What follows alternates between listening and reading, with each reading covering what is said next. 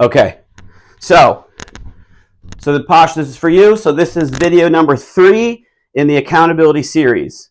And so this one's probably called like deeper into the 4 steps of accountability or something. So video 1 was about creating accountability or creating the context for accountability, something like that. Video 2 was the 4 steps of accountability. Video 3, this one, deeper into accountability. And we can play with the names. Okay, so I'm working off of this model. I'm just going to go step by step. I have the stories mostly in my mind. I hope I remember them all. All right, here we go. Just give me the 3, 2, 1. Okay, perfect. Hang on, one second. No worries. Okay, all right, I'm ready. Okay, 3, 2, 1, action. All right, in the last video, we talked about the 4 steps of accountability, and I addressed what they are and essentially gave you this format. The 4 steps of accountability are clear expectations, authentic alignment, definite execution, and absolute follow-up, or what you could say, the what, the why, the how, and the when. And this is very important as a leader for you to create this for your team. You want to give them the conditions of success. In this video, I want to go deeper into the pitfalls and best practices in each one of these levels so you can really execute well for your team. Okay, so let's look at clear expectations. I think this is actually kind of interesting because clear expectations, where can it go off the rails? It really comes back to very often a lack of communication or a problem in the quality of the communication, okay?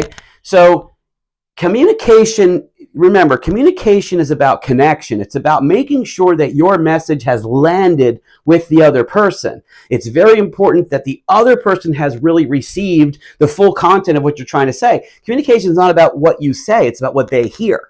Okay, so we can apply that concept to this first prong of clear expectations, and I'll give you a story to kind of pull this together. So just imagine you have a new employee, let's call him John. And John comes in, and John's really excited, and he seems very competent and very motivated. He's a great guy. You can't wait to work with him. And you say, okay, look, we have our sales reports that are due every Friday at 3 o'clock, so I can take a look at them before the weekend, and then we address it in the Monday meeting. So John, I want you to create a sales report for me, and I want it on my desk by 3 p.m. And John's like, no problem.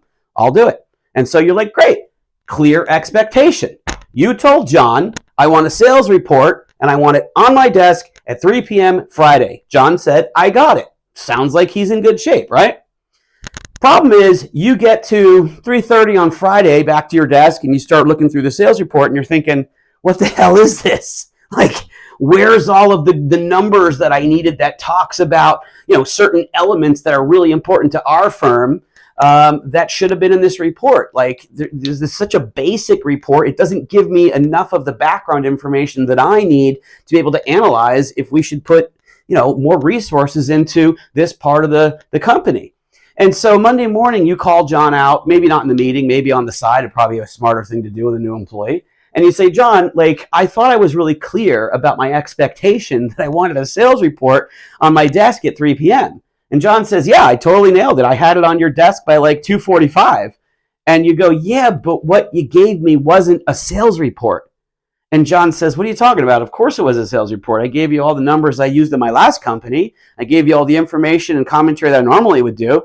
And you say, oh, and you finally realize what happened. And it's an important moment in leadership, because think about where the fault lies in this communication. Is it really John's fault? No. If you really want to be a powerful leader, you recognize that when you take full responsibility, you gain the power to change things. And so by you thinking, how can I as a leader be responsible for the breakdown in communication with John, then you can actually change it in a positive way without making John wrong, and by being able to really move forward into a solution. So you think to yourself, well, what did I leave out? And what comes to mind? I didn't clarify with John what the meaning of sales report was. It was clear to get it done at 3 p.m. on Friday, but what it wasn't clear. And so then you say to John, okay, well, in our company, a sales report looks like this. And now John can be very effective at creating the sales reports moving forward. Simple example, but makes sense, right? Simple example. So the point is, with a clear expectation, on the one hand, we kind of got the expectation part. 3 p.m. Friday, but we didn't get the clear part. What is a sales report? What does it look like for our company? So anytime you're working with a new person, you want to do a couple of rounds of conversation around, do they actually understand the expectation? Anytime you have a new expectation of a team as a whole, you want to be really clear about their understanding and use active listening, dialogue, use communication skills to make sure that everybody's really on the same page. Okay? Maybe it seems self-explanatory, but in the fast pace of business life, we often forget about the little pieces of the puzzle that make a difference, and then we don't find out that we lost that piece of the puzzle until it's too late, and now we got to clean it up. The entire concept around creating accountability, which I should actually put that up here, creating accountability, okay? The entire concept is you want to empower people to be able to be effective. So as a leader, it's your responsibility to set up the conditions of accountability. That's what I mean by creating accountability. Okay, creating the conditions for success. Now, authentic alignment, this is an interesting one in my opinion. This is about why. And some of you might say, okay, as a leader, I don't really have to tell people why. I just have to tell them what. And this is a mistake. It's a mistake because at some level, it's a lack of respect for the other person's autonomy as a human being, for the other person's creativity or sense of autonomy, like I can choose like the timing of my process in any given day. And I'm going to give you a story in just a second to make this make sense. When you realize that it's really important for people to understand why, because they want to participate in the how things go and is this the best way or not the best way, you really honor the other human being and you give power to them so they can step into really wanting to do a great job for you because you really cared about them feeling like they were important and involved in how things are happening or why things are happening, if this makes sense. Here's a story to make this more clear. Imagine that you are a warehouse manager, okay? And you have a person, let's say it's John again, but it's a different John. Maybe we should use a different name, I don't know.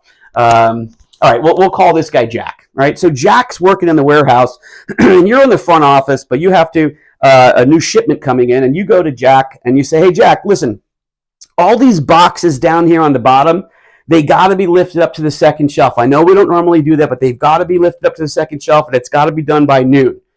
And Jack says, okay, yeah, no problem. And then you leave, and let's say it's 9 in the morning or so, you leave, and you come back at 1 p.m., and you see that all the boxes are still on the bottom, and Jack never moved them. And you go, Jack, what the hell is going on, man? I told you to move all these boxes to the middle shelf. Why didn't you do it? And he says, oh, I don't know. I got distracted with some other stuff. I meant to get to it, but, I'll do it now. And you say, yeah, but it's a little late, Jack, because the truck that's outside has to load all these heavy boxes, and there's no room for it, which is why I needed you to move the boxes up, and they charge per 15 minutes for that driver to be waiting. And this is probably going to take us like 2 hours, and it's going to cost us a lot of money. I asked you to do it, but why didn't you do it? And you know what Jack's going to say? He's going to say, if he's honest, I didn't realize it was that important, right? Because why didn't Jack realize why didn't he realize it was that important? You didn't tell him why. So in the simple way of saying, instead of thinking Jack should just do what I say, if you go to him, look, there's this new shipment coming in at noon or 12 or 1, and I need to have this thing all ready to go, even though it's not normal practice because they're going to charge us per 15 minutes if it's not done. You get it? Now Jack knows why to do what he's supposed to do. So he can think to himself, well, I really should get it done and not get distracted or not prioritize other things because I understand why this particular job is priority A1. So by giving people the opportunity to understand why, you give them the power to move in the direction you want them to move, because people are going to reorganize their own timing in any given day because people are not robots. Right? Does that make sense? Okay? So the what, the why. Then definite execution, and so getting into the how.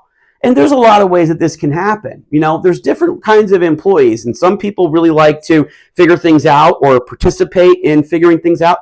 Other people want to be told what to do.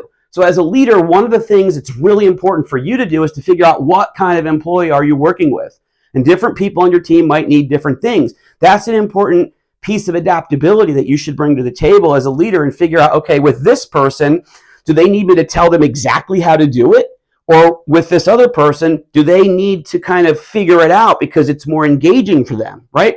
You want to communicate with your people in a way that's effective for them. That's part of what it means to be a great leader, is you're there to be of service. You're there to be of contribution. So you want to get into their world, right? I'm tying some concepts in from some other parts of the 4 dimensions of teamwork.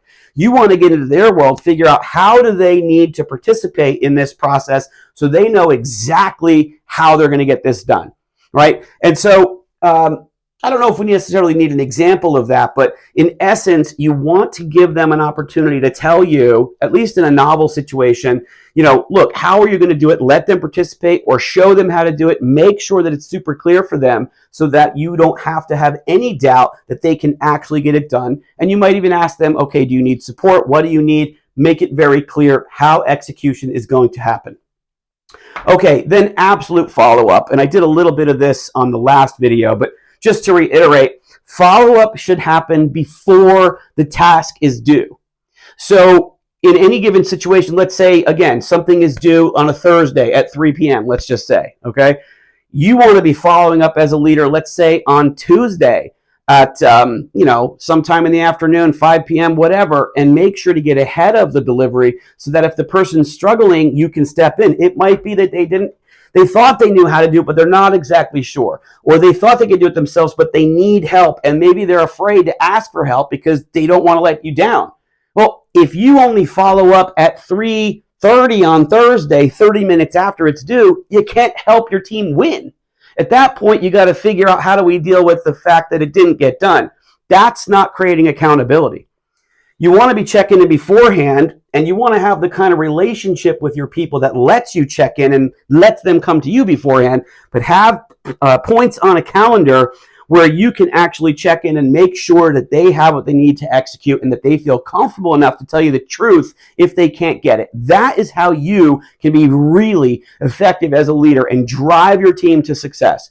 And with those 4 steps, I guarantee you follow these 4 steps, your execution level, your effectiveness level, your accomplishment level is going to go through the roof, and people are going to feel much more motivated and much more energized under your leadership. That's creating accountability.